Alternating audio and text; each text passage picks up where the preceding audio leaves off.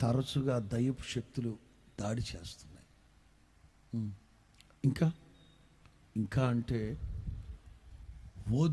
వదలకుండా దాని అర్థం చెప్పనా? 3 నెలలు బాగున్నాడంటే 9 నెలలు నరకం చూపిస్తున్నాడు పాస్టర్ గారు. అంటే తరచుగా అంటే మా వల్ల కావట్లేదు. సమాధుల్లో కూర్చుంటున్నాడు. గెరాసిన సమాధులు అంటే అపవిత్రమైన ఆత్మలు.